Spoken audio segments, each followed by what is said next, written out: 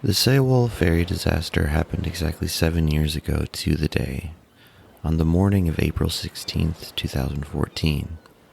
The ferry was traveling from Incheon, a major port city adjacent to Seoul in the far northwestern corner of the country, and was headed to Jeju Island. The majority of the passengers were high school students from Ansan City, also near Seoul, who were very excited to make a school trip to Jeju Island, which, despite not actually being a tropical island, is kind of treated like one, and is a major tourist and honeymoon destination for many Koreans, and sometimes informally called the Hawaii of Korea. Of the 476 passengers and crew, 304 died in this immensely tragic event. 250 of them were the students from Danwon High School. Of the 172 survivors, more than half were rescued by fishing boats and other commercial vessels that arrived at the scene approximately 40 minutes before the Korean Coast Guard. This tragedy wasn't like some horrible but unavoidable disaster, like a hurricane or a volcanic eruption. Instead, from beginning to end, from stem to stern, this horrifying disaster is causally connected to the inherent greed that is part and parcel of neoliberal policies of market-based solutions, or reckless deregulation of industries that entwine themselves with the government, and a capitalist economic system more broadly. These factors, combined with dumbfounding government incompetence, combine with a greater concern to save face and disguise said incompetence than to save lives or even simply blunt the unthinkable pain of the parents of the drowned students by finding their bodies and possessions in a timely manner. Today we will discuss what happened on this day in the unforgiving waters of the Maenggol Channel, all through the lenses of multiple accounts, from a diverse array of documentary films, news articles, and opinion pieces. We will also discuss the massive social and political upheaval that trailed in the wake of the disaster, a story filled with immense grief and anger and a simple desire for the truth of the situation to be revealed. We'll find heroism and cowardice, integrity and corruption, as well as murder, suicide, imprisonment, and perhaps something more fundamentally responsible and widespread, a system rotten to the core that lies at the heart of our contemporary socioeconomic moment.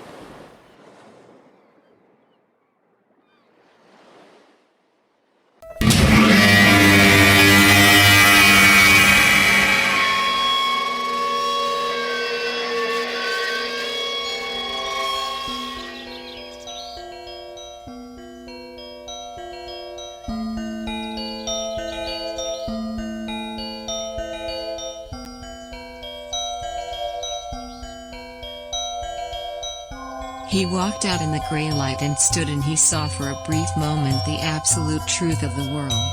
The cold, relentless circling of the intestate earth. Darkness implacable. The blind dogs of the sun in their running. The crushing black vacuum of the universe.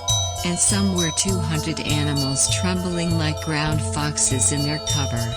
Borrowed time and borrowed world and borrowed eyes with which to sorrow it.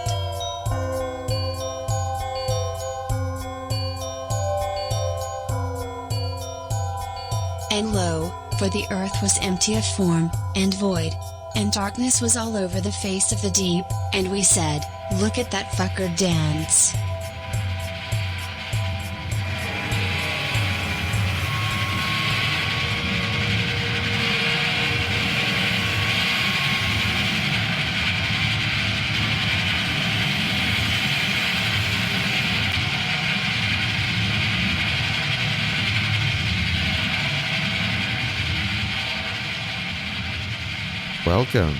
Welcome to the heat death of the universe. It is an important date today, maybe the first time in our podcast history where us saying the date at the beginning means something. It's April 16th, 2021. It is 10:37 a.m. Korea Standard Time. And the subject today is the Sewol Ferry disaster, which I think most people I mean, most of my friends in America at least seem to recognize if you just say when that ferry sunk in Korea. They don't necessarily recognize the name, of course, but that happened exactly 7 years ago to the day, almost to the hour, which is kind of creepy or something. Yeah. I don't know. Well, there was still time at 10:30 for them to... Never mind. Well, there was, yeah. I mean, we'll get into that in a second, but this is a subject like I think you and I discussed recording, like probably from the very beginning of starting the podcast, way back in last year, way back of in August last year. Is that when it started? Are we coming up on a year? I mean, four more months? months. Yeah. Well, yes. Today is like the topic is pretty somber. It's hard to get a lot of laughs out of it, but I think we both feel it's an important subject, and it's something we planned on doing probably from the beginning. Because I mean, it involves a lot of the things we talk about on the podcast: corporate corruption, government corruption, maybe the larger failures of capitalism, that boogeyman. And also it's just, it's something that has never really gotten like full justice, I feel like, for the parents of the victims. That's true. So it still feels freshly relevant, I guess, even 7 years later. I was kind of shocked that it was 7 years ago. It seemed, I mean, this is just, the effect of aging, but man, it didn't feel that long ago to me. If you would have just asked me, like, I think it's without me because looking it up. we've hit that age where time travels at warp speed. That keeps speeding up the older you get. That's gotta be it. I mean, we're basically that Steve Buscemi meme where he's holding the skateboard. And he's like, "Hey, young folks, what's up?"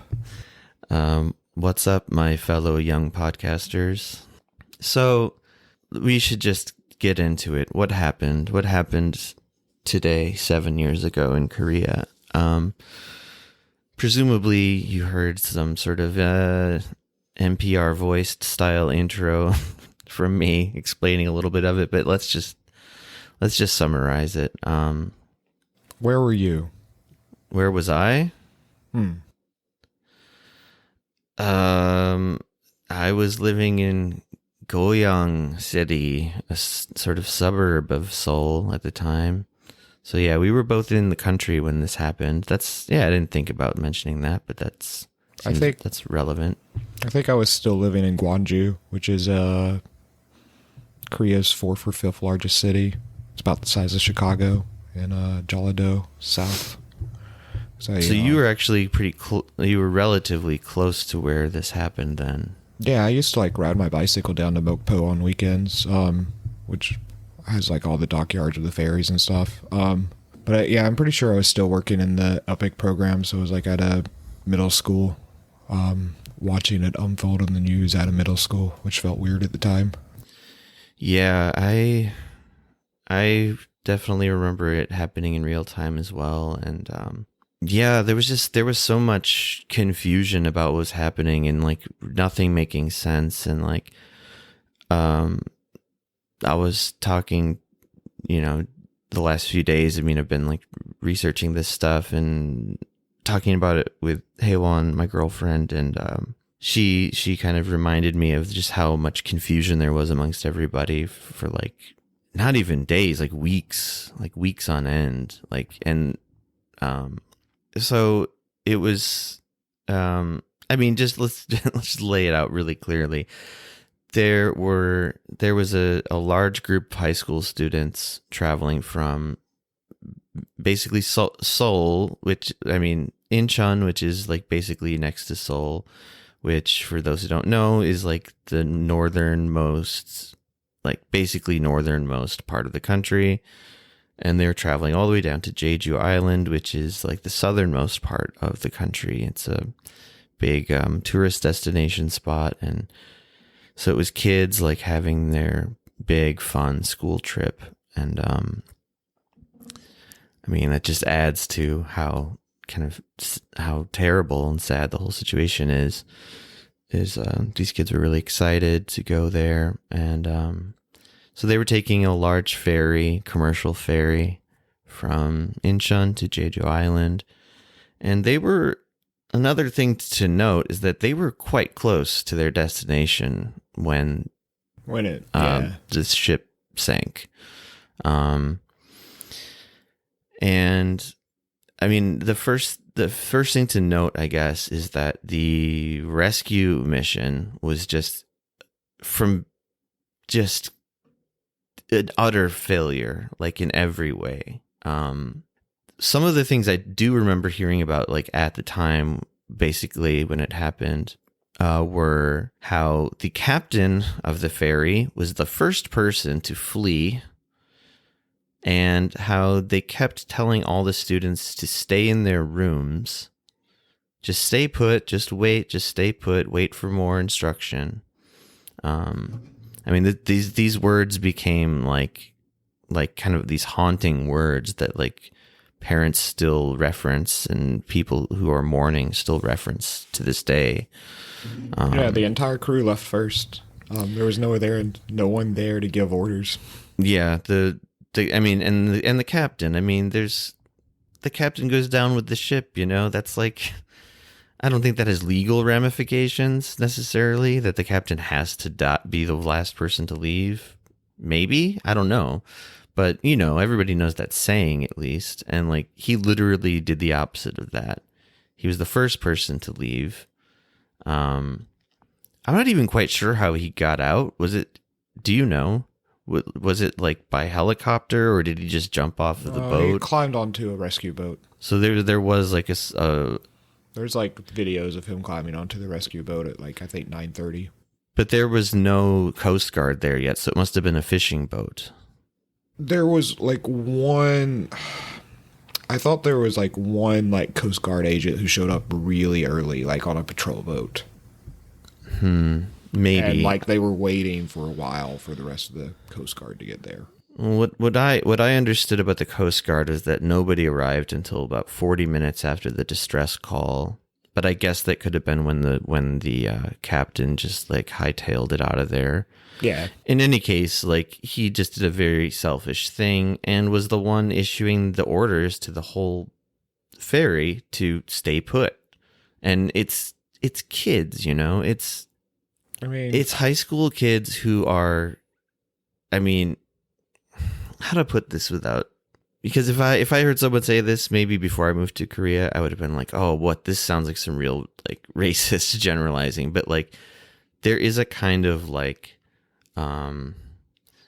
obedience to authority in Korean culture that is different from the way, say, you and I grew up in high school in America. Do you agree? Or is that too much of a generalization? I think it's a little of a generalization, but I know what you're getting at. I mean, I'm not going the route of like, oh, Korea's Confucian roots are like, the cause of all their social problems. But I feel there is a little bit of a different sort of deference towards authority, whether you believe it or not. It's just, in any case, my point is that these kids, they just were good and listened. Like nobody really broke the rules. And I think a few kids that maybe did, they lived because of it. Yeah, I was going to say that too. But the majority of them literally stayed in their rooms and wouldn't leave. And I mean, I'm not going to sugarcoat this. They died like one of the worst deaths you can possibly die, like hugging their friends and just drowning. Waiting. I mean, not just drowning. They're also waiting to be rescued.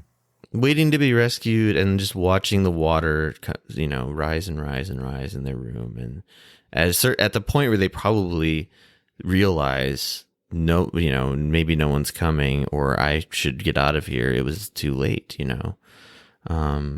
So this is just a horrible event.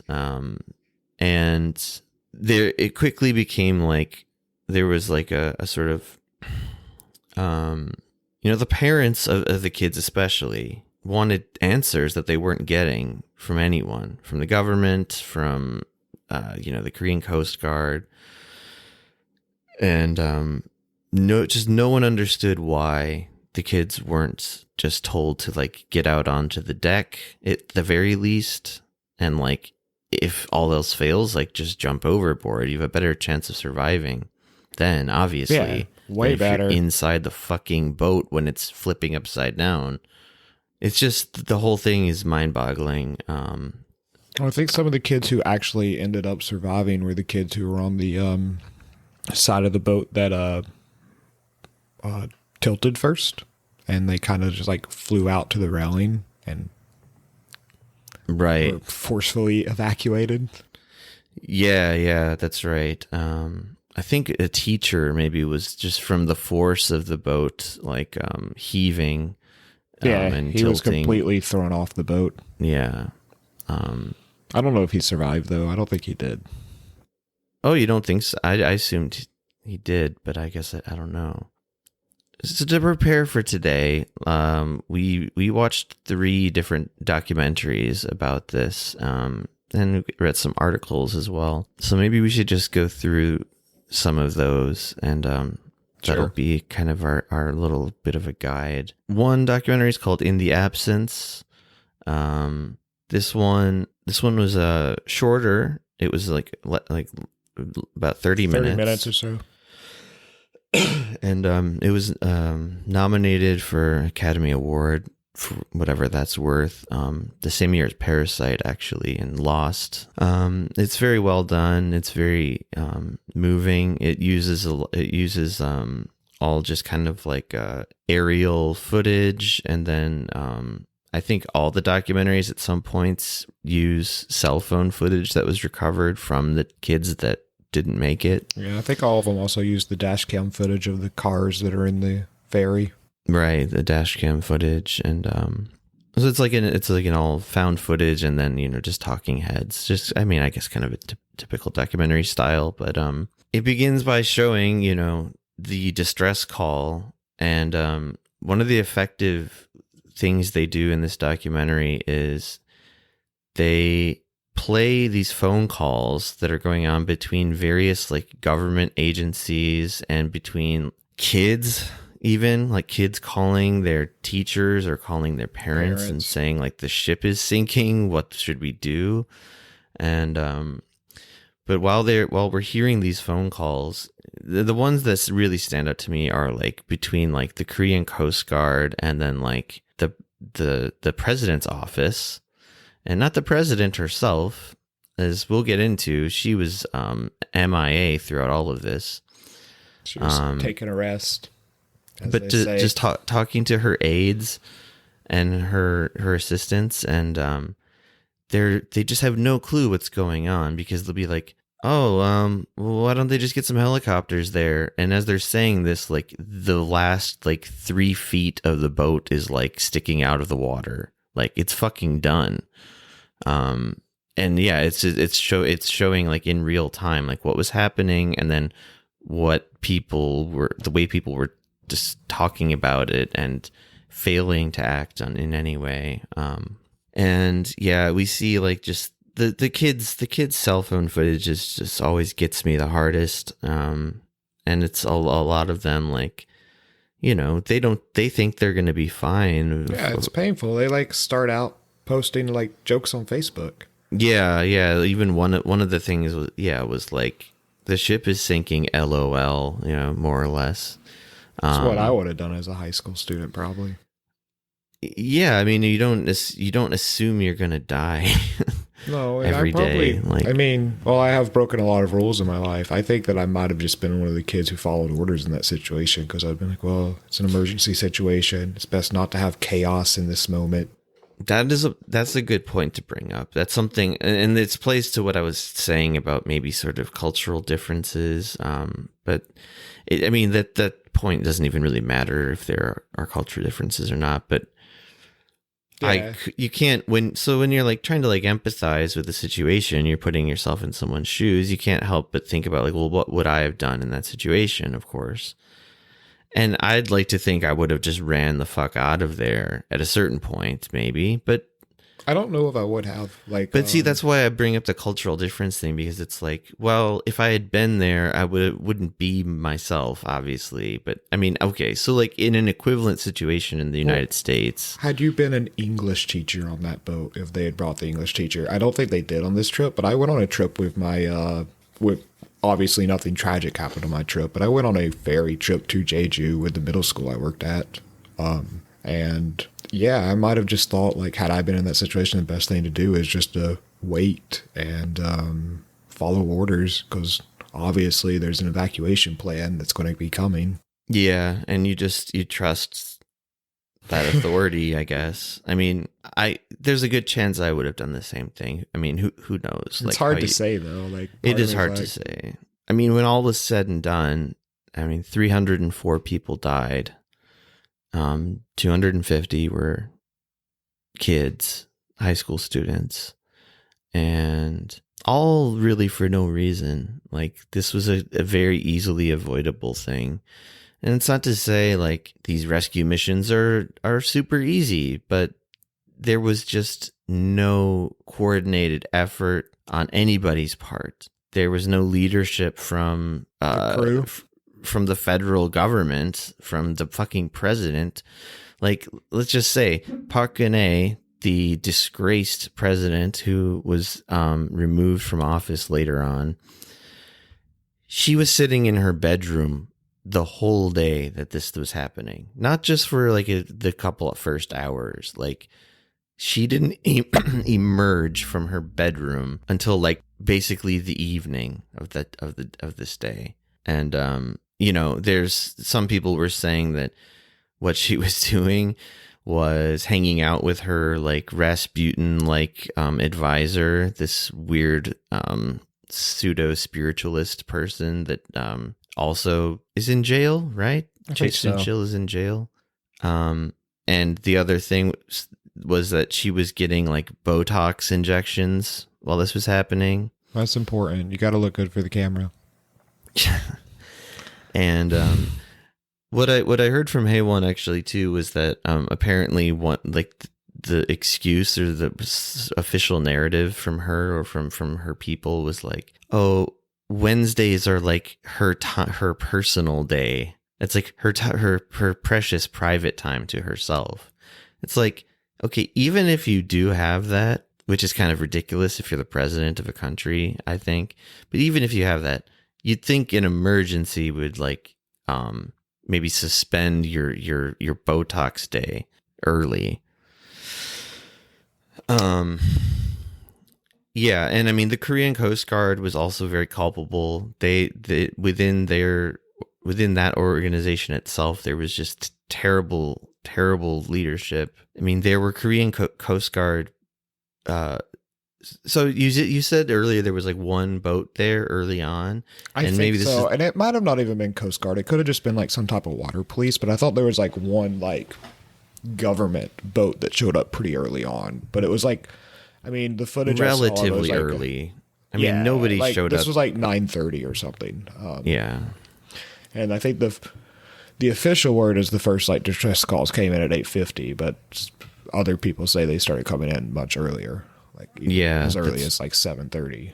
Yeah, there's another documentary we'll talk about in a second that questions the timeline, the official timeline and the official report of the government about all of this. But in any case, in the absence, they mentioned that there was only one Korean Coast Guard boat there, and that boat approached the ship once to like round up a couple of people that were like falling overboard, and then never returned to the ferry again. It just sat there and watched it sink.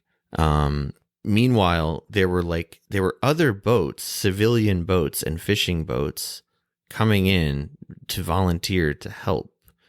And at one point you hear this cowardly Coast Guard boat person yelling at them through a megaphone to get the fuck out of there, as if they're impeding the the rescue mission that's not happening. Hey, you're in the way of the thing we're not doing. Yeah. I mean, it's just so absurd. There's like kids drowning as they speak that, like as it's happening. It's really it's really weird and absurd. I actually the whole time it's just like, what are the Coast Guard doing when you're like watching all this footage? Because it's like they're doing nothing the whole time. It's really weird. I mean, at best, you could say they're really, really dumb and didn't think that any people were in there somehow. But I don't know how you could be that stupid. I mean, at best or worst, I think a lot of it a lot of it boiled down to is they're waiting for orders. And their general policy, I imagine, in this type of event is like, yeah, you're not supposed to let other civilians go in because, like, I think in like, this is a different example, but like you say, there's a burning building, and I know firefighters would not be happy if like random civilians started running into the building to save people because that's what the firefighter is supposed to do, and you're like not trained, et cetera, et cetera.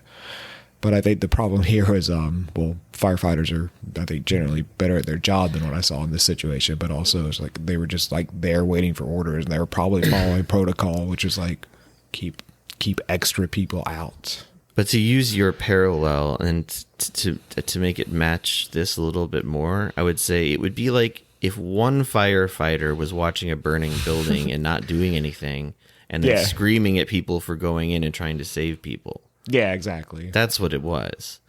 Yeah, I'm not saying this is an excuse. I'm just like more like I think that's. Well, no, I mean, I think the comparison is good. Actually, it kind of hammers it home even harder. Like, yeah, just some guy watching a house burn down, and he's like, "Wait, help's on the way."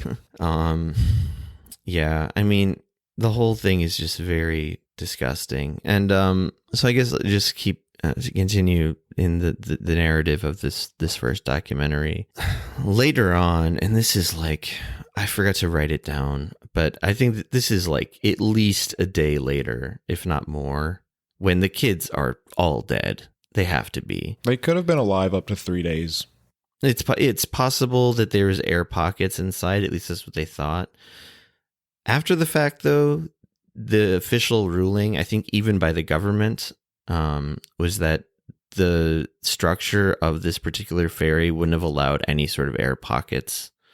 Oh, see, I thought that was contested. I'd have to look back at the diving bell one, but I thought that one or two parents actually received like a couple of messages from their kids, like by phone, like a day later. A day later. Okay. I guess didn't remember that. I could be wrong. I need to look back at the diving bell. In any case, like, the ship had been like fully submerged for like a day at least, when the president, this wonderful person, showed up to the scene as like a photo op, nothing more, you know. And they did this like whole staged thing for her benefit, where one of the divers took an air hose and like was the idea was he's bringing the air hose down to like where some of these pockets might be, or where some kids might still be alive under there. Yeah.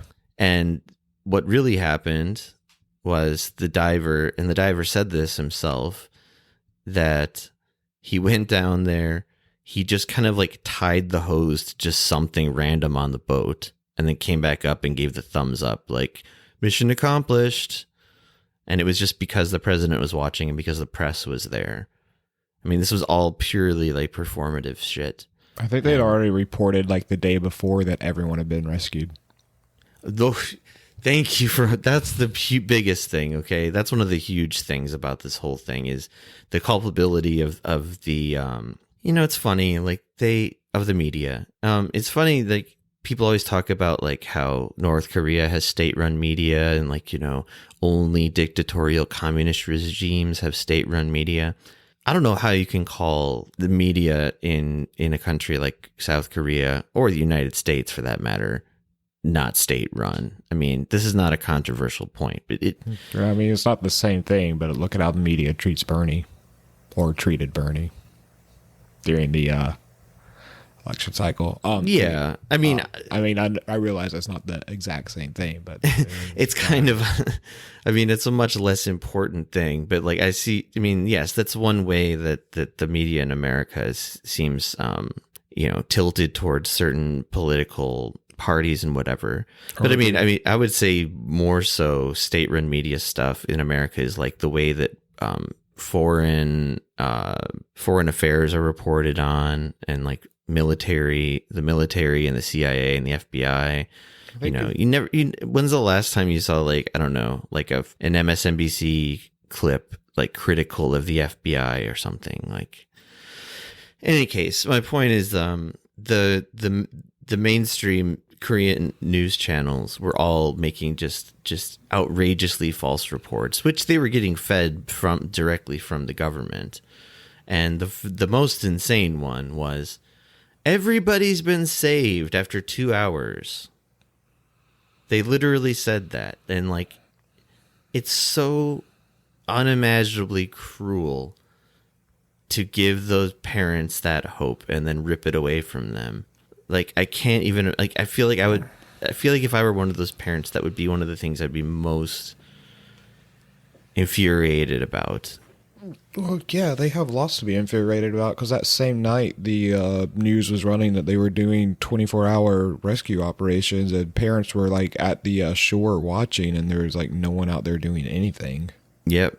And that happens numerous times, which we see mostly in the other documentary we're going to talk about in a second. But yeah, there's just, it's like you can see on television the news saying there are 900 boats and like 40 helicopters and 600 flares going up, and like the parents just who have been sitting there watching the site for like 48 hours straight, screaming like there's been not a single boat here, like nobody's doing anything. Because I guess, and then there's the distinction, I guess, between the sort of rescue mission and then the salvage mission, which obviously comes later. I mean, I think like after 3 days, I don't know if anyone was holding out any hope that anyone would still be alive. Yeah, I think at least, I thought 2 of the documentaries, I know at least one, but they mentioned the golden time is 72 hours. And I think that's basically like those 72 hours are like the first 72 hours is like the time that you can really rescue or save people. Right. So I guess in the sort of salvage part of all of this, the use of civilian divers becomes pretty important, an important part of the story. Because they're better at diving than the recruits in the Coast Guard, etc. Which is kind of weird that the Korean military doesn't have like good divers in any of its divisions. I mean, I actually think it's weird, and I know this is brought up at different points, but there's a big like U.S. military presence in Korea, and I don't think the Korean government ever asked for their help. I don't know if they offered their help either, but... Well, no, I mean, there's like a heart-wrenching scene. I don't remember which document. There's a lot of heart-wrenching scenes in all these documentaries, but just from living in Korea for a long time, when the parent that's like, why aren't you asking the Japanese or Americans or Chinese for help? Yeah. It's like really heart-wrenching to me, because I know Koreans, and the last people they ever want to ask for help are the Japanese or Chinese people. That's a very good point. Like, yeah, I remember that scene really stood out to me as well. I wrote it down in my notes somewhere as well. Yeah, he's just screaming at some official who's just kind of... there's so many of these officials throughout the story. Just, it's like they don't necessarily hide. They'll take the sort of abuse, but they still don't respond in an honest way. I don't actually know what the U.S. government would have been able to do in this situation because we don't have a Navy base here. We only have an Air Force and Army base, so I don't know what our I mean, they shields could are have made. like. I mean, maybe they could have assisted with, I don't know, helicopters or some shit. Yeah. I don't. But in any case, like, I think. I mean, part of the reason they didn't do it, you might say, is just because they don't want to be. They don't want to be shown to be needing help. Yeah. And the thing is they didn't need help. They have all the resources. They have every resource in the world you would need to avoid this kind of tragedy, and they didn't use any of them properly. They've got plenty of helicopters, plenty of boats, plenty of divers. Like, just nothing was done, basically. Like, so much of the footage is just, it looks like people standing around awkwardly while kids die.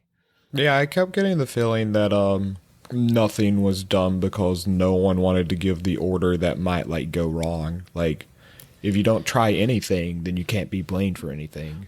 Well, I just thought of something suddenly. Like, well, maybe because apparently Park Geun-hye, when she did finally emerge from her fucking Botox cave, she is like, her official order was do whatever it takes, which is also not a very official order. It's kind of a vague, nebulous statement. I mean, we understand what it means, but it's like, you're the president. You don't just say like, do what you can, do what it takes. You got to say like, no, send this, this, and that, and do this, this, and the other.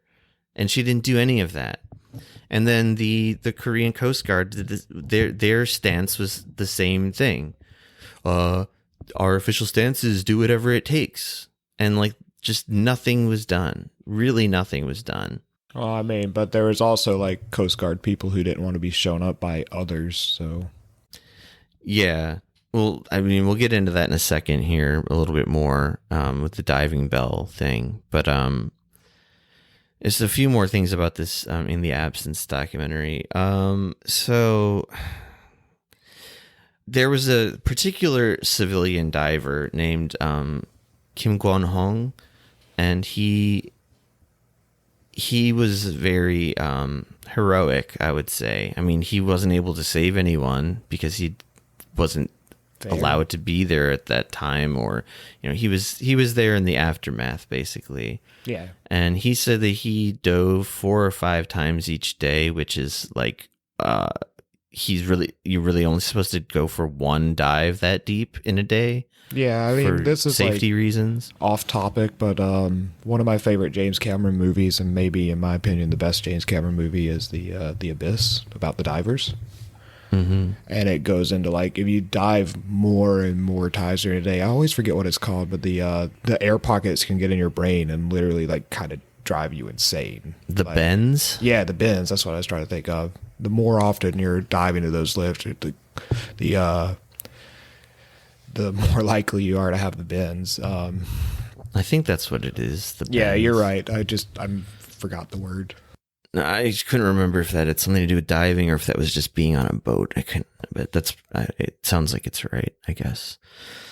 Yeah, so he's risking his own health and as we'll find out soon, his own sanity, because he sees just terrible things when he's down there. And one of the shots that really stuck with me, that I believe he took, or if not him, another civilian diver took a shot of all the kids' shoes lined up like neatly in rows, like in front of the door.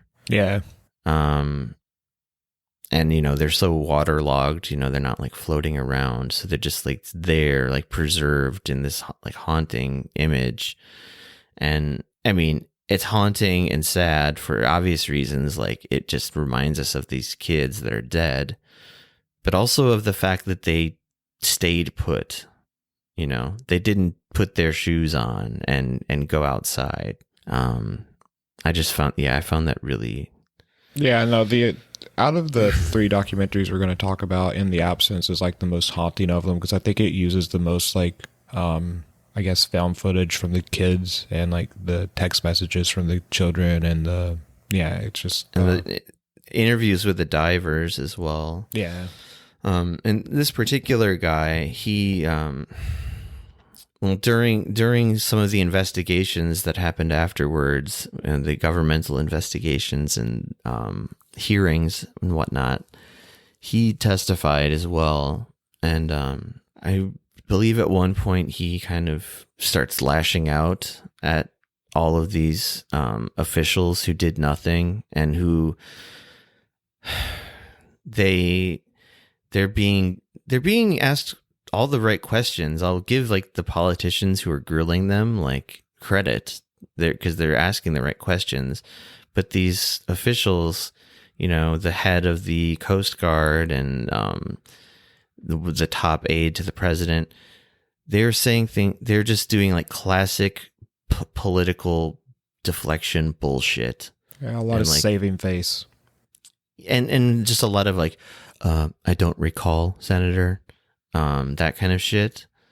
But then even worse than that, there's one thing that the aide to the president said. He's like, well, you know, the president is the one who actually like gets in the ship and dives down there and saves the kids, right?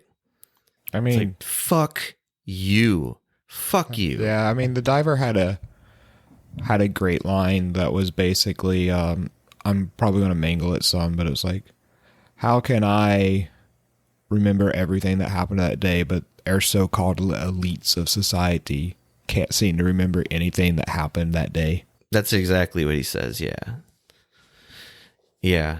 And he's like, you know, he's like crying, understandably, like reliving this. And I mean, this poor guy, I mean, he eventually killed himself, and I don't think he had any history of depression. And even if he did, it doesn't matter. Like, this was the inciting event that led to his suicide, because he talked about how he just couldn't get these images out of his mind. And the very end of the documentary ends with something he says. I don't have it directly here, but he basically says that while they were like leaving the site of the wreckage, he could like see these tiny, beautiful birds flying around in the wind and the rain, and how it would normally to him like be like this beautiful, serene image in his mind. And this is the last line of the documentary, by the way. And he says, except the bird song just sounded like students wailing and crying and asking for him not to leave. And I mean, that's the kind of note that this documentary ends on. I mean, we skipped over some other things they show in the documentary. They show the ship being what do you call it? Capsized, salvaged? No, salvaged. Yeah, salvaged. I was gonna say resurrected. Whatever. Brain's not working. And a lot of the parents coming, like traveling down to the site to see the ship because it's important to them for some kind of closure, I guess. And they're still like not allowed to really go near the ship. I mean, at that point, I think it's also important to them because like there had already been like confirmed cases of as confirmed as could be confirmed from outside sources, confirmed cases of the government like altering information basically for the government to save face. And I think the quicker you can get there and have like civilians on the scene to like try to collect, like, because I mean, I know they got some of the like found footage and information from like trying to collect like the phones they found on the ship, the hardware they found on the ship, and putting it into like basically a mixture of like rubbing alcohol to like clean the salt off the electronic device and be able to salvage what information was like left on like hard drives. Right.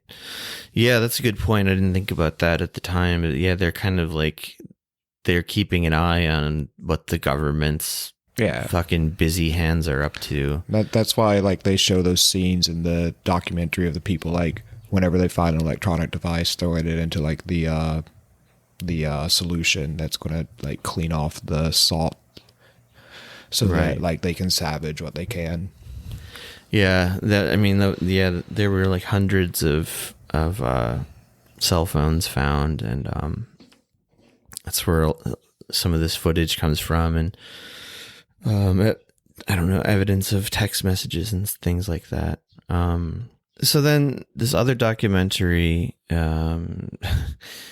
this is another one of those examples I've brought up before of where a Korean film just uses borrowed English words for its title, but then makes a second translated title in English.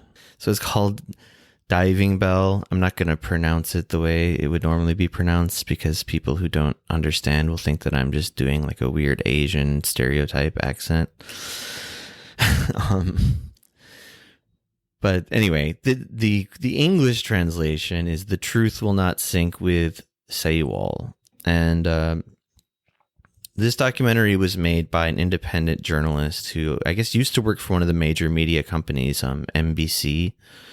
His name is Lee Sung-ho, and he runs an independent journalism site called Global.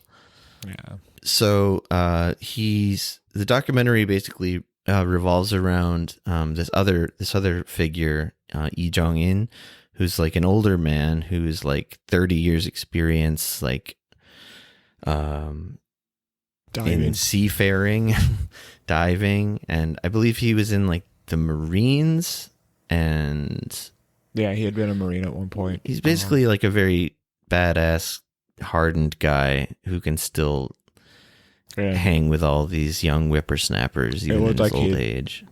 Done like international research projects with like I guess top tier divers. Yeah, so and his big thing is using this diving bell that I believe him and his company built. And a diving bell is basically just this big metal capsule that, you can put in the water, and it can like hugely extend the time that divers can stay underwater without needing to like decompress and so on. Yeah, and and they can actually like they can rest, they can breathe, like there's air inside of the diving bell even when it's deep underwater because of its shape. It creates an air pocket when it goes down. Right. It's a really interesting invention. And they can eat, drink water, breathe, and just basically they can stay down. They keep saying up to 20 hours, but he even says you could go longer and safely, because you just work with like a diving team of like, I don't know, 4 people and just like go in shifts. Anyway, he offered to just voluntarily, he wasn't looking to get paid like some other companies were, which you should mention that one of the people in the rescue mission was a private contracted company called Undyne. I guess that's how you say it. Yeah, Undyne. I don't. And they along with the Coast Guard were both like similarly incompetent, similarly not really doing anything to help the situation, but also looking to get like all of the credit for anything good that might come out of it. And so we in the beginning of this documentary, we were just kind of, it's all very like sort of real time feeling as well, at least the majority of it. There's a few like sort of after the fact, like brief like interview clips, but like it's mostly like this guy on the ground, like at the site of the wreck, like as it's happening. And so yes, we'll just call him the diving bell guy. Yeah. And we'll call the director just to make it maybe more clear, because their names are also, well, anyway, they have the same family name. Well, I should also mention this documentary is considered controversial. And I kind of understand why, because they show the government to be shit, basically. But so do some of these other documentaries in a way, but this one maybe goes at them a little harder even. But it was controversial and was nearly banned from the Busan Film Festival, which is kind of it's the biggest film festival in Korea. Definitely. But it also got praise from a really prestigious American director named Joshua Oppenheimer. He has a very famous documentary called The Act of Killing Did you ever see that movie? I haven't. I know about it, but I haven't seen it. It's really good. I recommend it. I officially recommend it on this episode. Anyway, he praised the film and said that he was struck by how incredibly incompetent the rescue mission was. Anyway, I think the people who found it controversial weren't necessarily the families, even though that's the way that some officials try to make it look. Like the mayor of Busan said, like, this is just opening up the old wounds of the families. And it's like, well, this movie came out like less than a year after the disaster. The wounds are still there. there. Wounds are not old. The wounds aren't going away. But even if they were, like that's like as painful as it is for the families. Like if what this guy is saying is true, then it's important that it be promulgated, put out there. Yeah, because I mean, during the events, the diving bell diver, the government really tries to smear his name during all this. Oh, it's so fucking disgraceful, man. Yeah. So I guess maybe to move linearly through it, and we can skip some things because we already kind of talked about them while talking about the other documentary.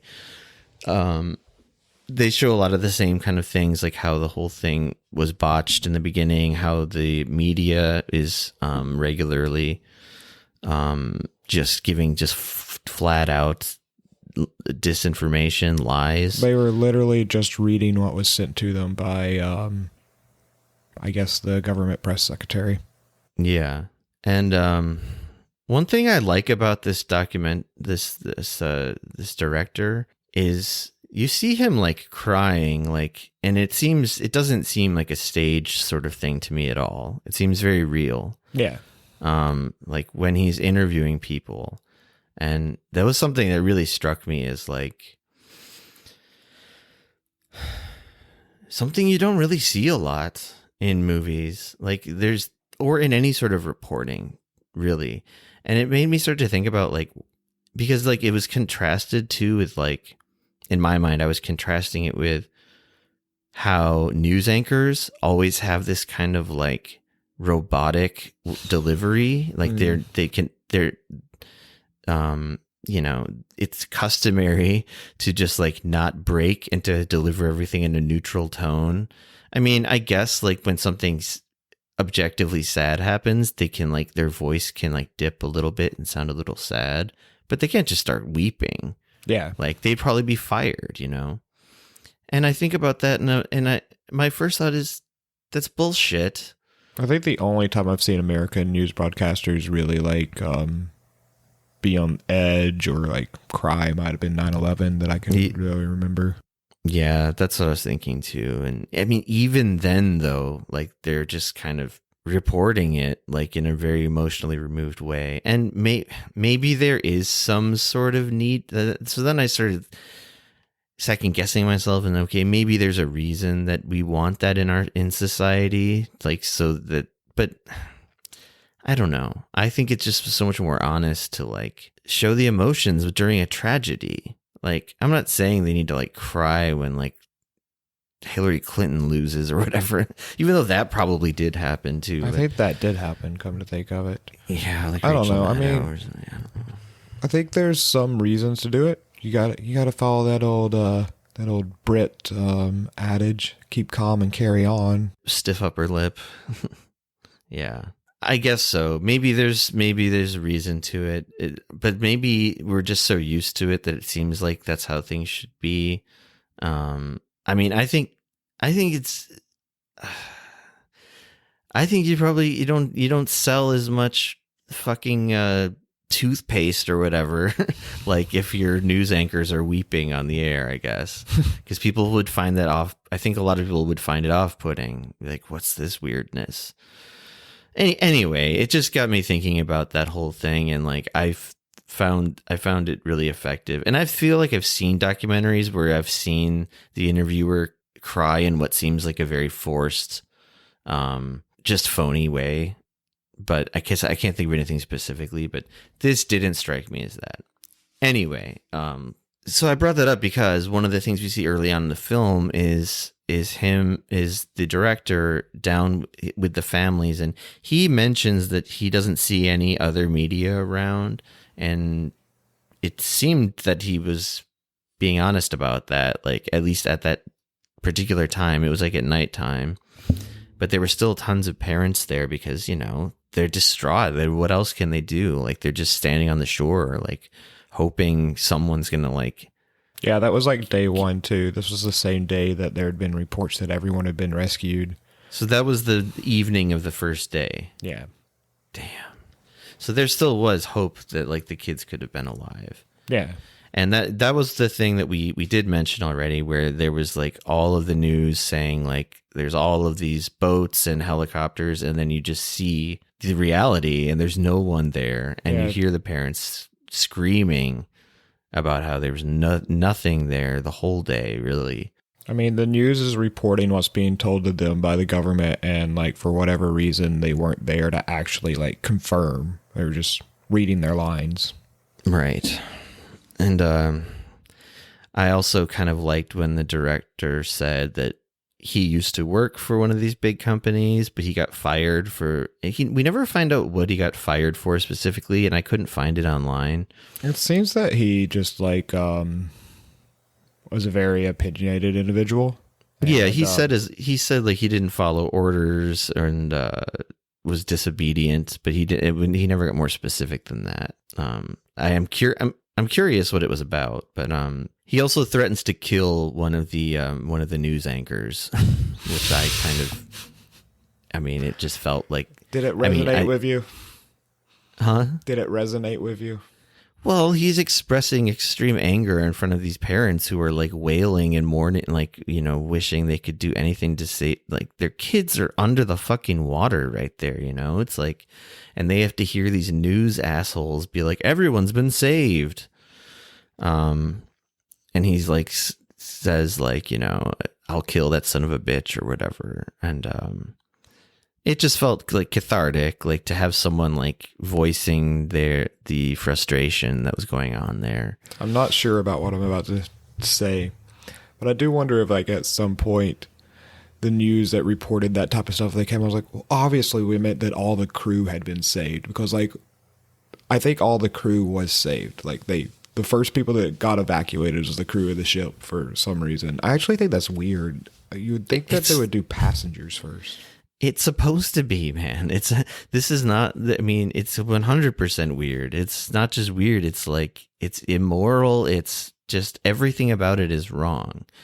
And, I don't think they ever tried to like, I'm pretty sure I don't think they ever tried to really walk back that statement that way, but maybe they did. I don't know. I think it was just sort of like, actually new breaking news. Most of the people died. I guess we had a little bit of wrong information yesterday, meaning the completely opposite information. One thing to say about the crew of the Seawall, from my understanding, all of them were arrested later. Yes, there is some justice in this story, which I think we can kind of like specify in a little later. Maybe? Yeah, no, I just wanted to bring that up. But I think it was like much later. That's something I need to check is, but yeah, go ahead. When the crew is arrested? Yeah. Yeah. I don't, yeah. Well, yeah, we'll get there when we get there. Let's see. Okay. So then this is just this sort of like the intro, but then we meet the diving bell man, as we'll call him. And, so, I mean, to summarize again, this diving bell would be and apparently, you know, the director talked to a lot of dispassionate experts about the subject, about the diving bell, and they confirmed what this veteran diver was saying about it, how it would be like just vastly superior to what the Coast Guard was doing, and even what like the brave, selfless volunteer divers were doing, because like it's really hard to just like sort of free dive. Not free dive, that's the wrong word, but, you know, dive without the diving bell.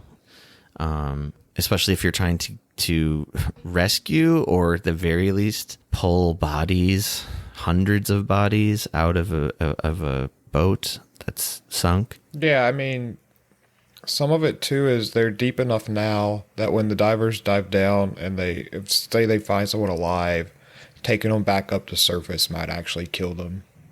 Right. Like in a normal dive.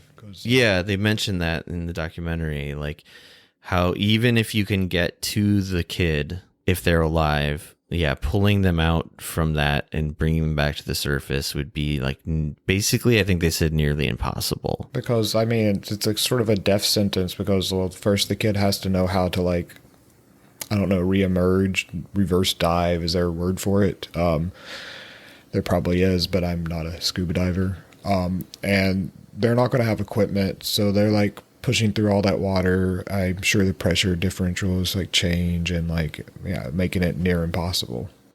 Yeah. But with the diving bell, it could be done quite easily, because the diving bell could go to like the exit of the boat. They could pull a living person under the water a very short distance to the diving bell, where they can then like be in a deep pressurized, breathable vessel. Yeah, no, and just brought up like in an elevator. It's like it seemed like such an obvious. I mean, in retrospect, they should have had like 5 or 6 barges with 5 or 6 diving bells working around the clock. Like, I mean, okay, we can do a lot of like in retrospect. In real retrospect, the kids should have just gotten off the boat before it sunk. The case study that the diving bell diver Lee was using was in 2013, a Nigerian sailor survived in an air pocket for 60 hours, and the way they rescued him was with a diving bell. Right. They show a little footage of that too. Harrison O'Keene, who was a 29-year-old cook. Yeah, so like that, it shows that it is possible. And he also worked with some like American diving crews to like, not on a rescue mission, but he used the diving bell effectively to like to retrieve stuff from a sunken ship. So the point is he's used this exact equipment several times, many times, I think, effectively. And people are acting like it's this controversial method. Now, I don't know where these numbers come from, but I'm just going to say them anyway. But they were put on the screen in the documentary. It has average diving times. Coast Guard, average diving time. Coast Guard divers, average diving time, 11 minutes. Navy, 26 minutes. Civilian divers, 33 minutes. Diving bell divers, 2 hours. And that's 2 hours then coming back to the diving bell and working in shifts for up to 20 hours. So, I mean, it's just vastly superior. So then why does the Coast Guard and why does this private, what would you even call it? Undine? What would they're a rescue company? A diving company? Yeah. Something? Why are they so like intensely opposed to letting this guy bring his diving bell to the ship and using it? Because what happens is just so frustrating throughout this documentary. Like, first, it's like it's like officially confirmed, okay, he can bring his diving bell. And he gets down there, he's not from the region, so he's using his own money and stuff to like transport this huge equipment and his own ship, his own barge. He gets down there the first time, like before they even try to get out on the water, they're told by the Coast Guard that they can't approach the wreckage. And we see the diving bell man talking in a way that I think he doesn't realize he's being filmed, possibly because he's being more candid. And he says, if the bell goes in, it will expose everything the government did was a lie. And I think that's like a key point of this whole thing. And I think he's right. I think the reason they didn't want this guy to succeed was because it would make them look even more foolish and incompetent. Well, I mean, Undyne and the Coast Guard were like preventing just about everyone from doing anything also. It's true. They were, but not the civilian divers. They didn't mind that civilian divers were helping out. Yeah, but this wasn't in the documentaries, but this was other stuff I've read. Sorry, I've got it pulled up now. But like there were civilian divers. Like this is from a Korean Herald article. The divers told a local television network that high-level Undyne officials said there were too many higher-ups who would be hurt if the bodies were recovered by volunteer divers, and also that Undyne, like on the scene, were offering jobs and payouts to the volunteer divers to work for them, and if they saved or saw anything, to just give credit to Undyne. And basically not letting them do anything unless they got credit, which is like a whole nother controversy with like Undyne. Of course. I mean, that makes perfect sense to me because they're trying to get paid. This is a for-profit company. And also the Coast Guard is trying to save face after royally fucking up and letting 300 people die. I mean, the Coast Guard was giving them favorable treatment the whole time. And to get on the Coast Guard, something that I know was brought up in the documentary, but you might be wondering, why wasn't the Navy there? Why weren't there Navy divers? They can dive longer than Coast Guard divers. The Coast Guard wouldn't allow the Navy. So like, that also seems like the wrong chain of command to me, but weird. I don't know why. I just imagine the Navy as being like sort of superior in the hierarchy of like Coast Guard. You think of like just kind of fucking losers. I'll just go ahead and read this. But according to the Defense Ministry documents provided by Representative Jin Sung-joon of the main opposition New Politics Alliance for Democracy, the Coast Guard held back military divers to give Undyne employees priority. The document obtained by Jin showed that the Coast Guard prevented Navy divers from searching the seawall despite having installed guidelines ahead of civilian divers. So it wasn't only like the volunteer divers that weren't allowed to do anything, but the Coast Guard was literally also holding back the Navy from doing anything because they didn't want to look bad. Jesus Christ. And that, I mean, it makes perfect sense as well. Yeah. Wow. God damn. So then, yeah, I mean, it's good that like basically that's what happens to this guy, with his, and I keep referring to him as a guy, but he does have a company called, I think it was Ace Diving or something like that. I think so. But this was all volunteer work on their part. They weren't fucking hashing out contracts and trying to outbid everybody with the Coast Guard and shit like that. I got the impression that it wasn't like a rich company. I think he was more of just like a general diving company. Yeah, it's like a small company, and he's using his company's resources as a volunteer. Well, he basically took out $150,000 loan to get down there and bring the diving bell down there and the equipment he would need. Yeah, I mean that would be expensive. Not to mention like paying the crew and stuff of his small, his small crew of his boat. But so basically he gets like fucked around with. By my count, 3 times he's told to go away. Yeah. And this is the first, actually, you could almost say 3.5, actually, thinking about this. Because first, before they even get in the water, he's told he can't go out there. But then they start to go out there anyway, I guess. It was a little kind of confusing in the documentary, but it's a minor point. But then they actually get out there, and when they get out there, they're basically told not to dock, right? Because if they drop anchor, they're worried that it could break the anchors on the other ships. Right. So they're given like excuse after excuse, like the shifting goalposts of the Coast Guard and of Undyne. Like they keep giving excuses why they can't, why the diving bell crew can't set up there. First is, your anchor is gonna like get tangled with our cables, and they'll like if there's the friction of that, like the cables will snap. And that's where they bring up this specific point that these cables are built to withstand like 10 years worth of friction. Yeah. So that's just a lie. Also, he talks about how they could easily set themselves up on like another region of the boat instead. And, you know, basically every step of the way, they could have done this very safely and they could have helped out greatly. I mean, by this point in the documentary, the kids are dead.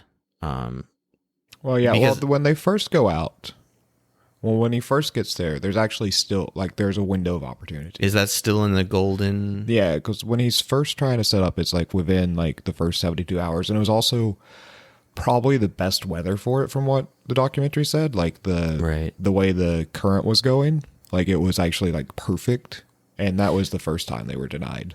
Well, and that's the other thing about the diving bell is that it doesn't like the tidal movements and current movements and stuff don't affect it. Yeah. Like it's just like being in like an armored elevator basically that you can breathe in. And again, just no reason for them not to be there, but they have to turn around and go back. And then there's a very revealing and I found very sad part of the movie that, I don't know, stood out to me is one of the more memorable parts where the diving bell man, he's like explaining to the director what he was told, and he refers to these people as devils. But before that, it's really interesting to see the change in the old man, the diving bell guy's attitude. At first, he's kind of trying to just accept it, that he's been told to leave. I get that. I mean, like I was saying, I might have just like, I would have probably followed directions had I been like a teacher or something on the ship and just waited. And I think there's part, like when that type of stuff's happening, you want to be like, well, maybe they do have it under control. Maybe I'm just getting in the way. Yeah, but then what happens within seconds after he says that? So he's talking to the director, and he says, I shouldn't speak like this on television. And he hasn't really said anything yet.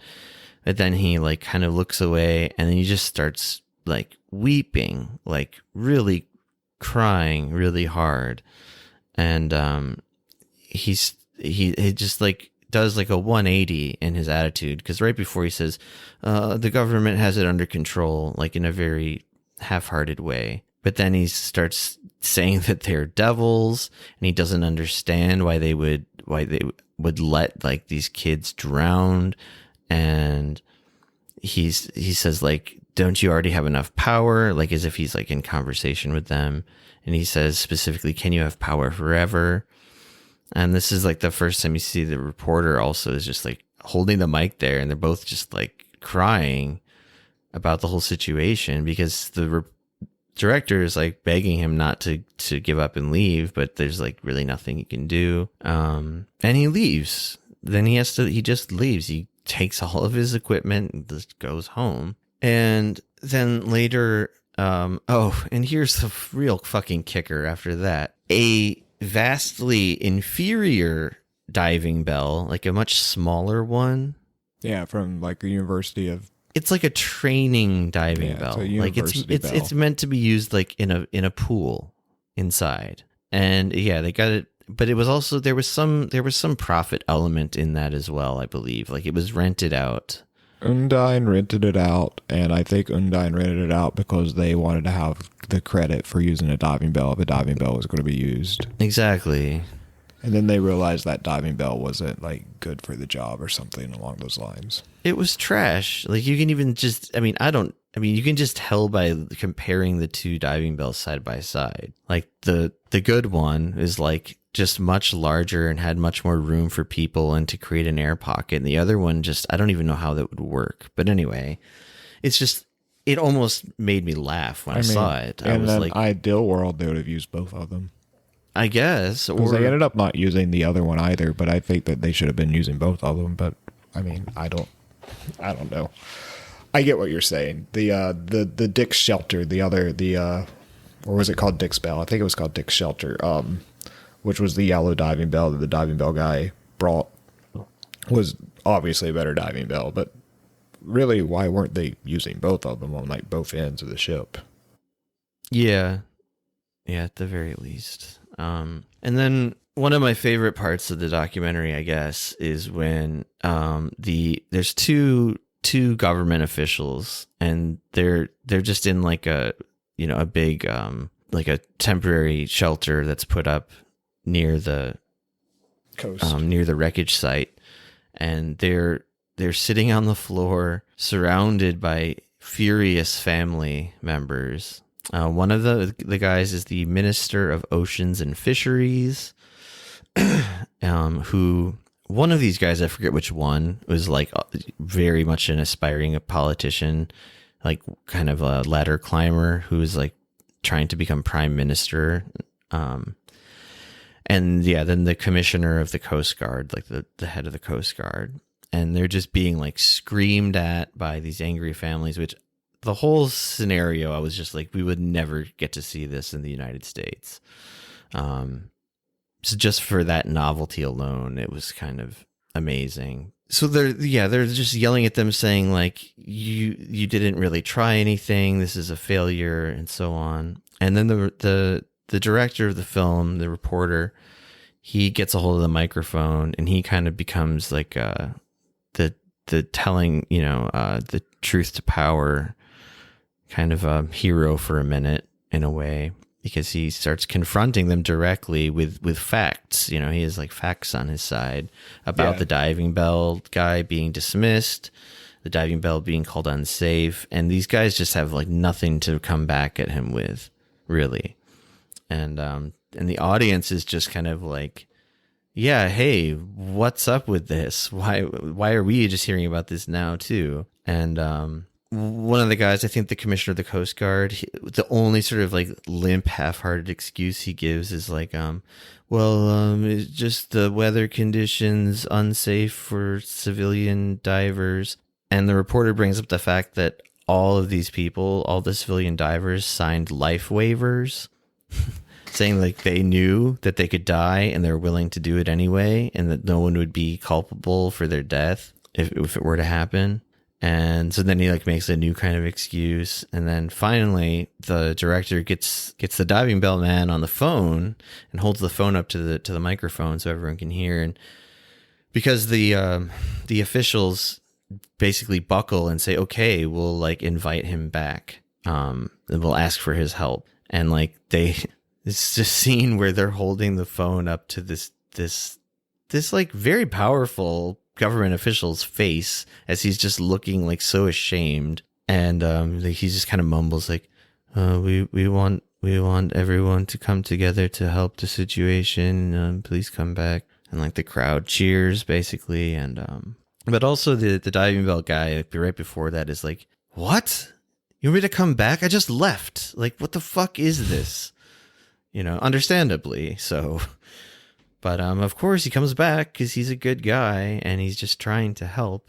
And then we get into, again, just stonewalled by. So he comes back. He goes out onto the ocean. He meets the captain of the Undyne ship and like the Coast Guard as well. The Coast Guard official or something. And again, they tell him, get the fuck out of there. It's like, I was just told by the commissioner of the Coast Guard to come back and help out. And the diving bell guy says that the Undyne company captain screamed that I'll stab you in the stomach. Like, it was just like really abusively like telling him to turn around and go away, like, which he ends up doing.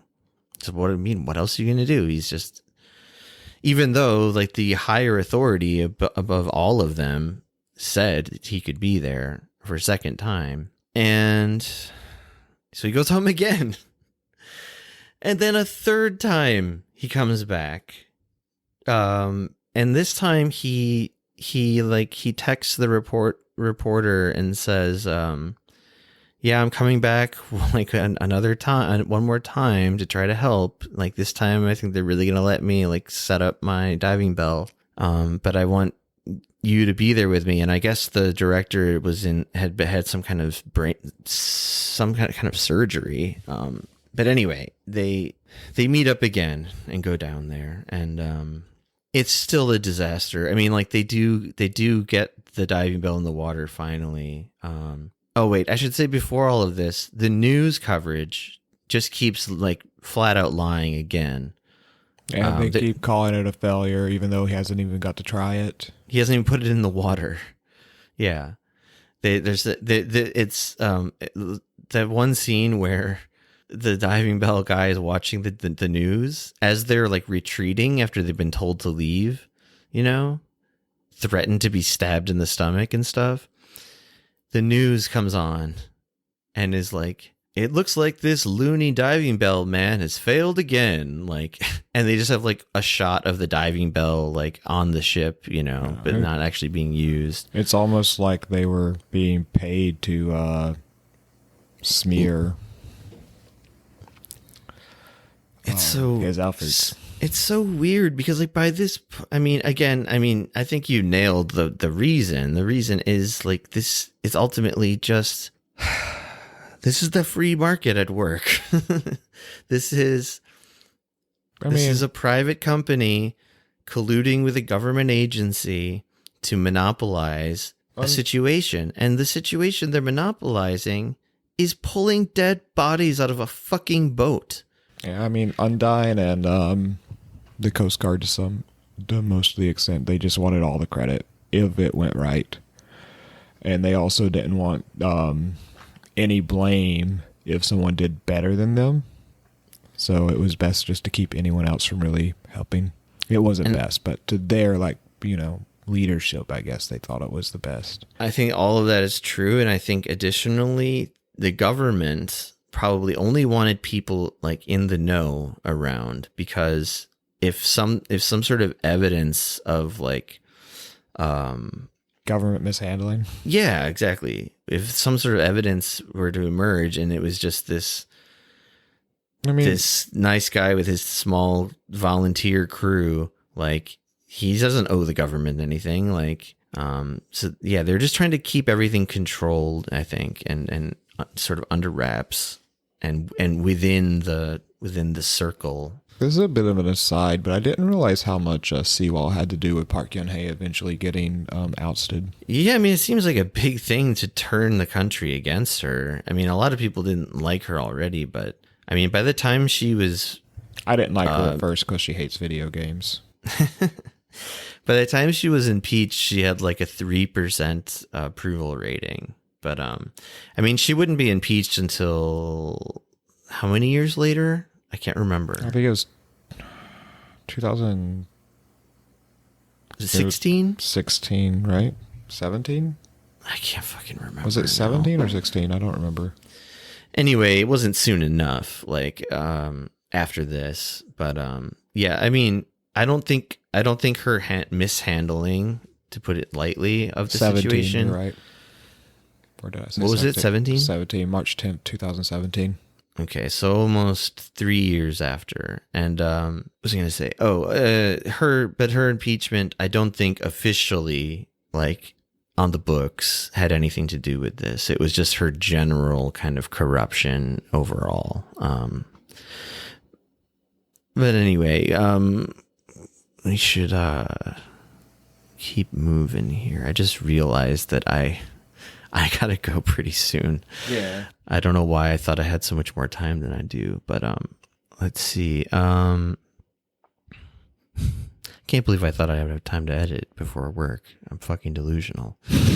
It's okay. Then just basically, I mean, it's they keep kicking this poor old man when he's down. Like, yeah, and there might have even been like sabotage incidents. Like they show his air hose that had like literally been cut. Yeah. Which was unexplained. They had the meeting where like parents had agreed to go out with them and set up the bell, but then no parents came out, which like they weren't allowed at that point. Well, it coincided with plainclothes police officers being like dispersed within the camps, the shelters. Yeah. So yeah. So there was lots of like just like sabotage and like then like there's reports that come out later that Undyne was literally like trying to pay off volunteers from like helping, or if they did help, to pay volunteers to give them credit for it. So like a lot of it just came down to like this private company wanted all the credit for themselves. And they probably got and I would guess correct sense that the diving bell man and his crew weren't going to be bought off that way. Yeah. So that's why they're like, get the fuck out of here. But I mean, this poor guy, man, he keeps getting smeared on the mainstream media as being like, as not only like, is his diving bell ineffective, but now they're painting him as getting in the way of the real people who are really helping. Like he's slowing it down and then people believe it because it's on the news. So this old man got literally like physically attacked by a father of one of the kids and like threatened to kill him. And like the old man just is like, you know, all I was trying to do was help, you know, like, yeah, the thing with the air hose was weird. But like, so when that happens, like when they first put the diving bell in the water, it starts to fill up with water like it's not supposed to. Like there's a problem, and so they pull the diving bell out right away. And the director points out in the movie that it says at this point, all of the mainstream media that were there covering it just left and said the whole thing was a failure, but they didn't investigate the point that it was a simple cut in the air hose line, which looked deliberate. But I mean, I wouldn't put it past some of these people, honestly. But in any case, they just completely misrepresented what happened. They didn't, you know, they just said, "Oh, this old kook's a failure," you know. Yeah, I mean, this is basically where it ends. Is like with this poor guy just getting like berated and accused of being like a distraction and an impediment. And there is one thing I want to talk about: the ending of the. I mean, yeah, they do all this to this guy. It's almost like they want to push blame on him. Like by the end of it, they're like, "Oh, it's his fault that he's delaying air rescue mission, even though we're out here basically doing nothing, and he's trying to help." He comes even though by the time he even was allowed to put the diving bell in the water was way past the golden time. Yeah. Way past, like 2 weeks past or something. Like the kids were 100% dead. And like all he was trying to do was like salvage stuff from the boat and the bodies, you know, which is like, as we found out with that civilian diver, like terrifying, like emotionally distressing work. Like it's not, they weren't in it for any sort of self-enrichment the way that this fucking Undyne company was. And even the way that like the government agency of the Coast Guard was. I mean, it's crazy to me that like this is besides, beyond the point. It's crazy to me that the Seawall was literally not savaged until Park Geun-hye was impeached. Like she just let it. It is totally insane. It was March 23rd, so like March 23rd is when it was salvaged. So that's like 13 days after she was impeached. So her like entire like governing body just let it stay at the bottom of the sea. Yeah, which is just like for years. Just on an optics level alone is so fucking crazy. Like I forget. I think they said it was like no, I don't even remember what their excuses were. I mean, I'm kind of an idiot about this stuff, but why were they trying to pull it out? Like, I mean, sure, they should be doing all the rescue operations, but why weren't they just trying to pull it out from like the get-go? Same reason they didn't tell the kids to get out of their rooms and fucking jump overboard, man. I mean, they all had life vests on. The water is cold, but it's not cold enough to kill you like instantly. Like if they had just been floating in the water, they would have all lived. Yeah, I think 100% would have lived. And I don't think we really have time to go into the third documentary. We can just kind of really, really briefly say what it's about. I think it's a lot easier to get through anyways, because it's just more about like this whole time there's like misinformation coming from the government and the media, and the documentary kind of goes into like, they even like kind of covered up why it sunk. I mean, they really covered it up. Like yeah. they were like I don't know, you know computer shit better than me, but they were literally doctoring the data of the automatic identification system. Yeah, they use AIS to send information to other ships to say where they are currently are as far as GPS, etc. goes. And this ship's AIS goes off at 3 a.m. in the morning or something for some reason, which I don't think it ever confirms why the AIS was turned off. It should have ever been turned off unless the company was trying to cover something up, like a malfunction in the ship. I thought what was realized was that the server in Daejeon was supposedly turned off, but that it was what I understood about that missing piece of data was that it was doctored. But nothing was turned off. It's just that the government erased that data and didn't replace it with anything else. But in other parts of it, they erase the data and replace it with false fabricated data. Yeah, I mean, if you can't tell from the way we're talking right now, it gets very granular, and it's like a sort of a forensic examination of a lot of the the data tracking devices and whatnot that were in the ship, and it to show exactly what happened and how the ship sank. I mean, the data was done in ASCII. ASCII's basically you take computer language. I'm going to make it really simple. You'd basically it's the way computers turn binary into plain text. Right. And right. The ASCII that the ship's sending out up until a certain point, it all makes sense. But then the restructured stuff, the stuff that was thought lost that suddenly showed up at a Mokpo server center kind of fit. But then when you looked at it, you realized that it was impossible. It was not the same series of code, as in the transmitter wouldn't have been sending that code. So obviously it was just added later to fit the narrative that that the government investigators or whatever had already said happened. Right. And I think this leads us all to the point of why exactly did the boat sink?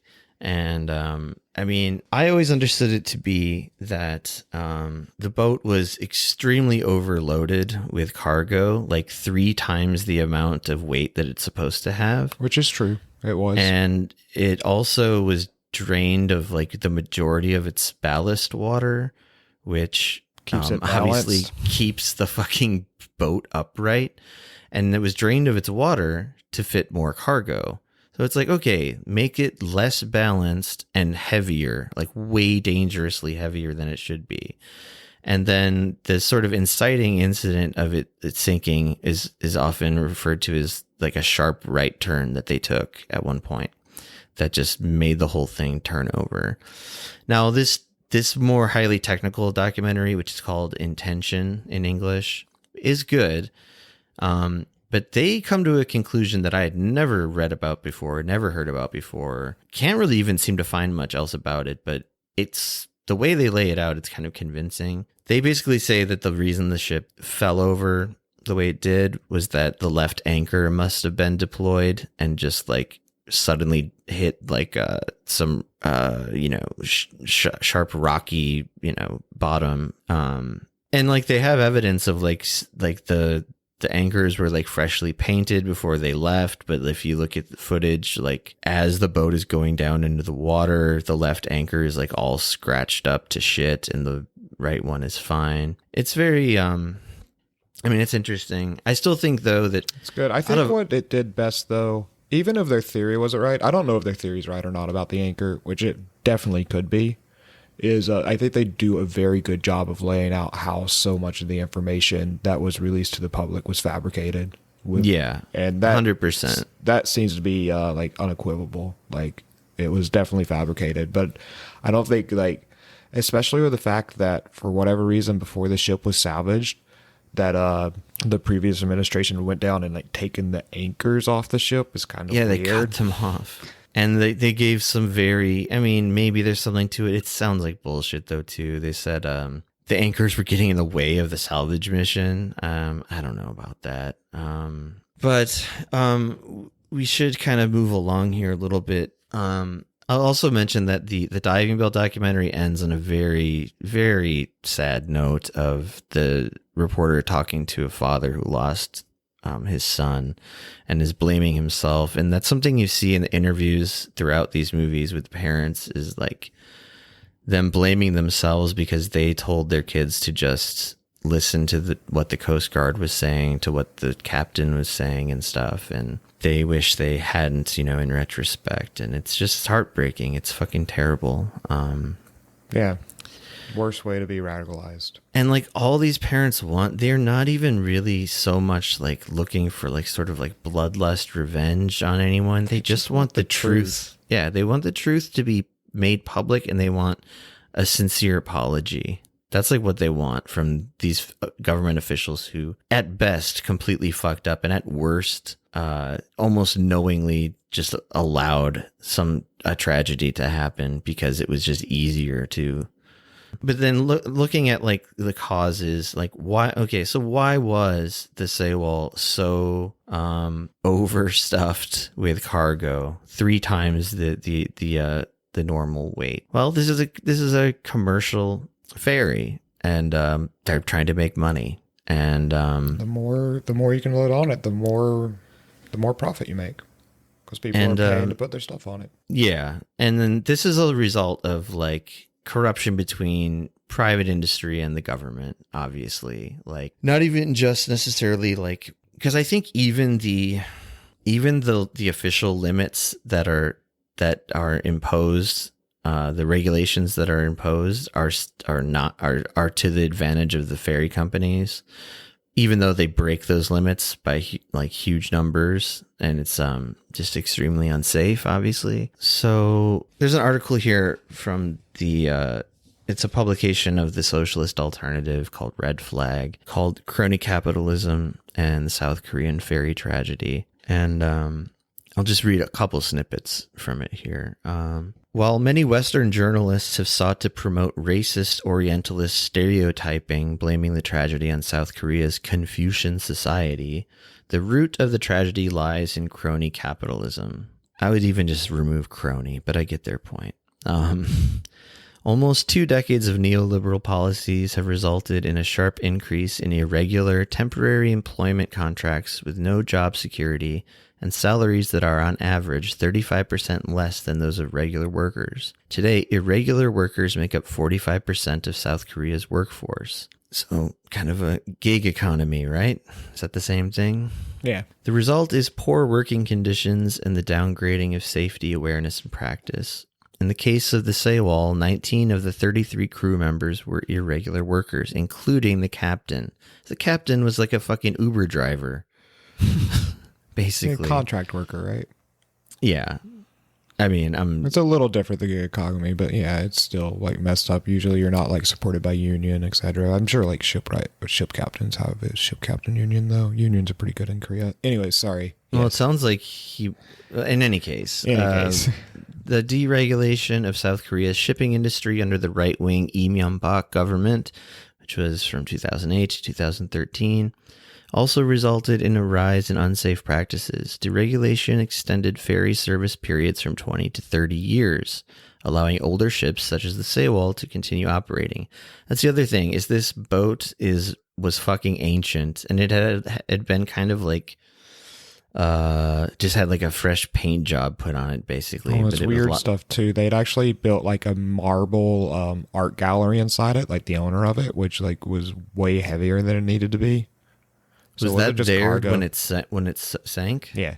Jesus, you're talking about the fucking the lunatic cult guy and photographer guy. Yeah. Yeah, we'll get to him in a second too, but that's crazy. I didn't know that.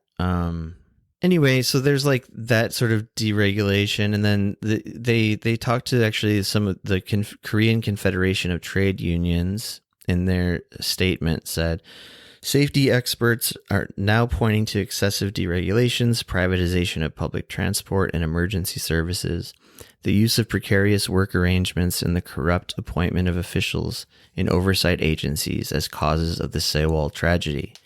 The union stated the root cause of the ferry tragedy was, quote, capitalist greed and government support for it. And I think that's obviously there's complexities, but I think that's That's where I'm coming from on the root causes of this whole thing, honestly. There was a New York Times article about this as well that I can just kind of summarize it, but it showed that like there was just really obvious corruption of when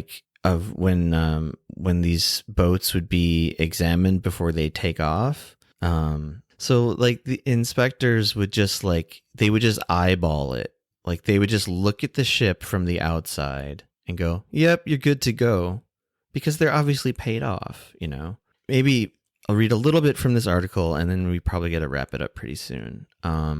This article is called "An Overloaded Ferry Flipped and Drowned Hundreds of School Children. Could it happen again?" Subheader is "South Korea promised to root out a culture that put profit ahead of safety, but cheating and corruption continued to endanger travelers." So this came out in June 2019, well after the tragedy. And its point is that all of these conditions that led to the Sewol disaster are still like completely in practice. It says now 5 years later, the ships ferrying thousands of South Korean commuters and travelers every day are still vulnerable to cheating and corruption. The Times visited 2 major ports, interviewed inspectors and Coast Guard officials, and spoke with maritime safety experts. This is what we found. Officials have worked hard to improve maritime safety, adopting new regulations and tougher penalties for people who violate them. Well, that sounds good. But rule breaking appears widespread, with the government making limited headway against an industry in which safety is still an afterthought. That's not so good. Crucial new measures to prevent ships from being overloaded are often sidestepped. The Coast Guard has uncovered cheating at almost every step of the cargo weighing process. The government itself has declined to require changes at ports that experts say would dramatically increase safety by making it easier to catch cargo cheaters. Officials rejected the fixes as too costly. See, this is what I was going to say about the salvaging of the ship too, is I believe they might have decided like we can't afford it. Because look, like now, even now, they're like, okay, this is 2 years ago. They said we can't put like a scale of just like a really pretty, it sounds like a pretty simple piece of technology to weigh the ships. It costs too much. Sorry, can't do it. Because that would actually that would be a way to like make the cheating, you know, way less easy, right? I'm sure these ship businesses lobby against that type of stuff. Oh, 100%. Yeah, definitely.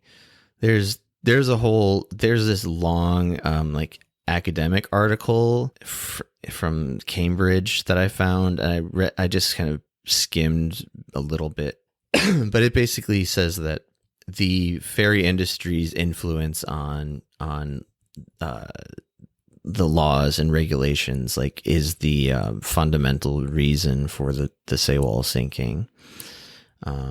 Final bullet point they put here. One maritime safety expert put it bluntly. They haven't learned the lessons of the Sewol disaster after all the sadness and national trauma. Now, is there any justice? Maybe we should end on the possibility of any form of justice happening at all, even if it's not perfect. Do you know what happened to the captain of the Sewol? I just know he was arrested. I don't really know what happened. He First, they wanted to charge him just with murder, just straight up murder, because his negligence was so severe. Yeah, I mean, a lot of people were arrested. So the inspectors, various shipping inspectors were arrested. Actually, Gwangju District Court issued arrest warrants for senior vessel safety operator of the Korean Shipping Association's Incheon unit and vessel inspector of the KR's Mokpo unit. Among the 15 crew members accused of the sinking, prosecutors sought the death penalty for Captain Lee under the charge of homicide for failing to carry out his duty. So they actually requested the death penalty for him. But ultimately what he ended up getting there were appeals and so on, and he was still found guilty of murder and sentenced to life imprisonment.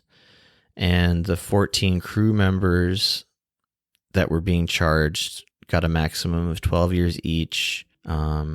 They went lighter on them because they judged that like they were less responsible because they were taking orders from the captain.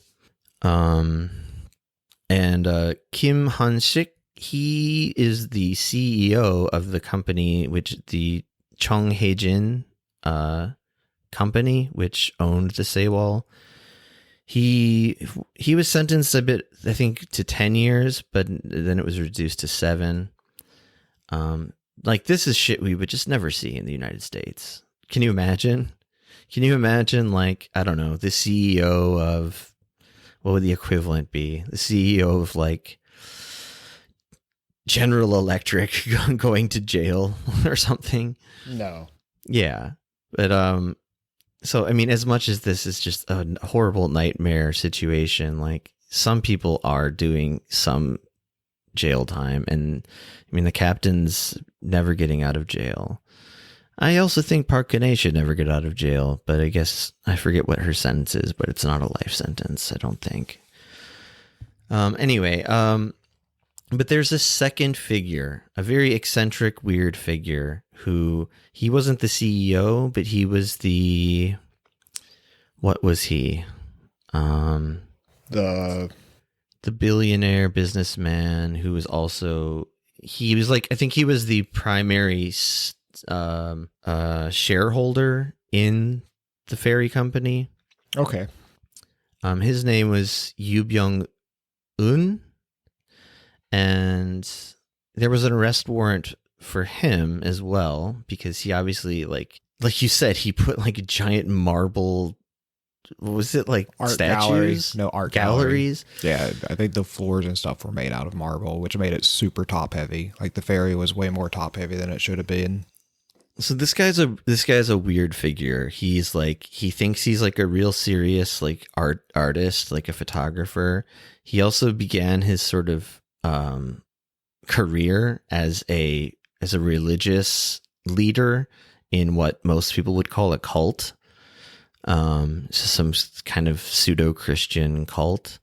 Yeah, here's a good, can I just yeah, please. Here's a good bit about like what he, I mean, Mr. Yu's terrible, but like before the ferry had set out, so he had been making all this money from like shipping cargo and stuff, but scores of cabins and even an art gallery laden with marble were added to the ferry's upper decks, making the ship top heavy. So much extra cargo was crammed on board that there was sometimes no space to secure it properly with chains and lashings.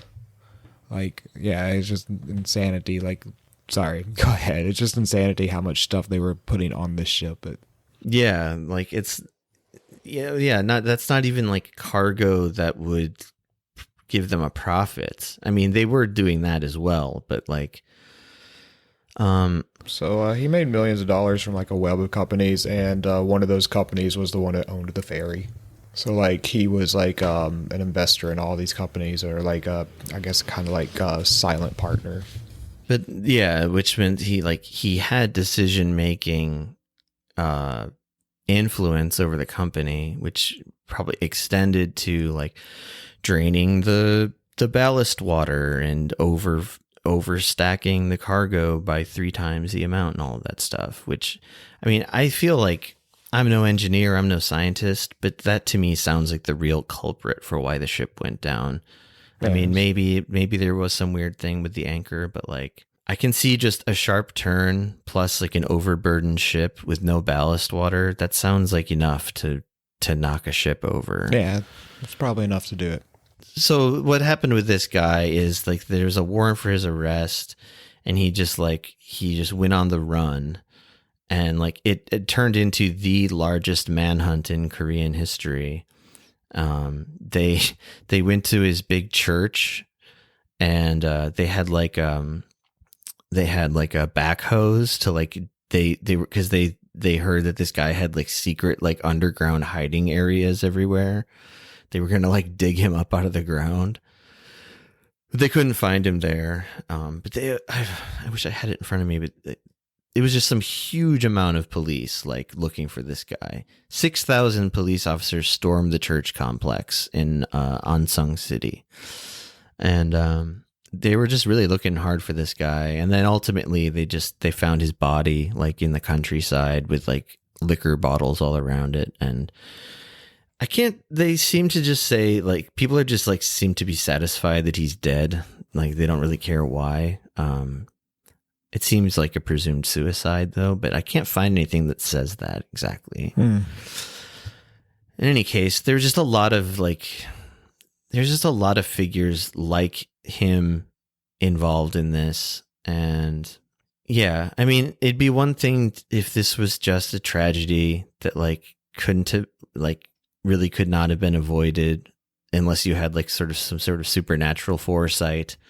But it wasn't. Like this is something that could have been avoided by like really common sense. I mean, it could be avoided if all of the greed that caused the ship to go down in the first place wasn't there. If there were more regulations there to stop that from happening. But then say we can't even stop that from happening. Okay, the ship starts to sink. The captain could have stayed on and helped the crew and then helped the kids get out in an orderly fashion and just jump off the fucking ship. Didn't happen. And I mean, that's the part I don't even really know how to explain. I mean, I guess you could say that they just panicked, but it's like, I don't know. It's just beyond, it's like sociopathically selfish. Like, I don't know. I didn't look really at all into the captain and what his background was or anything. But I mean, it looks like he got the biggest punishment of anybody. Unless you say that it's worse for poor Park Geun-hye to be kicked out of office, but definitely not. Yeah. Anyway, we've been going pretty long, and we've both got work today, and I have to leave my house in like 20 minutes. Let's do a quick recommendation, and if you want to learn more about Seawall, I think we'll have like lots of links in the show notes. All these documentaries, except for the Netflix one, are free to watch, and the Netflix one, you probably have Netflix. If you don't, I'm sure you could torrent it or just watch it on Netflix. Yes, if you really want to watch the Netflix one, which I am linking to, if you have a VPN, just turn it to Korea, because it's not on the American one yet. You're right. Yeah, I think it's just Korean Netflix. But anyway, the other two are free to watch both on YouTube. And the other two are the better of the three. Agreed. Yeah. Yeah, a lot of links to if you want to know even more. But I feel like we covered a lot. I mean, this is the worst event that's happened in Korea while I've been here. It's definitely. It's absolutely awful. And the mishandling's terrible. I think there was one, like, in pure numbers, slightly worse maritime disaster in Korean history, but it wasn't. It was more of a unavoidable just tragedy, not like this one. And that was like a while ago, like in the 60s or something. But yeah, it's terrible, and it happened 7 years ago, but it's still very fresh in people's minds. I mean, I often walk by a giant memorial, which is downtown, and there still are protests now and then. I think they've kind of died down a bit, but maybe not, because really, like the government's official story is just not the full story still, and parents do not feel real closure yet. And obviously closure and like grief are like separate things, but like anyway, I guess these things are hard to talk about because you feel dumb just saying like it's so terrible, but like there's nothing else to say, so I guess we should just jump into our recommendations for today. Yeah, I'll go first. Okay. So my recommendation for the day is a Frontline documentary that I really like, that I haven't watched in a while, but it's called The Storm. Have you ever seen it? It's no, I don't think so. It's a 2005 documentary, and it follows all the mismanagement of Katrina, of how the government just completely mismanaged Katrina. In fact, when it first happened, the government was like, "Oh, great, New Orleans really dodged a bullet. No one's gonna get hurt in that." And it like just follows all of the mishandling the U.S. government did with Katrina, and it's probably one of my favorite ever documentaries. It won an Emmy. Highly recommend it. And like, I think it's a good parallel because like Katrina is just something that was completely bundled by us, and it's not exactly the same, but it's got some of the same vibes. Yeah, I mean, you can't stop the fucking hurricane, but like you can definitely rescue people in a way more effective way. Yeah, I mean, well, they waited to the last second and like also like really thought that it was fine. They didn't need to do anything, and like they delayed rescue operations, et cetera, et cetera. And the documentary goes into like just a lot of the mishandling of the disaster. There was that other one that Spike Lee did. Was it When the Levees Broke? Something like that? Yeah. Did you see that one? I actually haven't seen that one. I should. I think I've seen it, but I'm not sure. But that's also another issue with that whole thing too, was like just the infrastructure of the city being faulty is a way of cost cutting and cutting corners and shit. Anyway, as we love to say here, maybe for another episode. Okay. That is a thematically tied in. That's good. My recommendation is tied in, not really thematically, but not at all thematically, but just, it's a piece of art from a Korean person. It's a novel called The Vegetarian by a person whose pen name is Han Kang, and which sounds very close to the name of the river that runs through Seoul. Anyway, I'll just read the Wikipedia description quickly here because I can't think straight. It's a South Korean 3-part novel. By 3 parts, they mean there's like 3 distinct parts within the book. It's not like a trilogy. And it's a pretty short book, actually. 3-part novel, and first published in 2007. It's based on Han's 1997 short story, The Fruit of My Woman. The Vegetarian is set in modern-day Seoul and tells the story of Young Hae, a part-time graphic artist and homemaker whose decision to stop eating meat after a bloody, nightmarish dream about human cruelty leads to devastating consequences in her personal and familial life. It's a good book. I've read it. Oh, you've read it? Cool. Yeah, I really like it. Yeah, I liked it too. So those are the recs. That's the episode. I hope we did some justice to the story of the Seawall, because it's a serious thing. Probably one of the more, I don't know.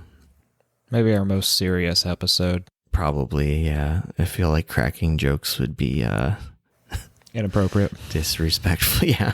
Yeah. Any laughter you heard was just nervous laughter from me. So take that for what it's worth. All right. That's a good note to go out on, right? Yeah. Or we should promote ourselves, I guess. Oh, yeah. heatdeathpod.com. And at heatdeathpod at Twitter. Send us any messages or inquiries, and we will see you later. All right. Until next time. Bye. Bye.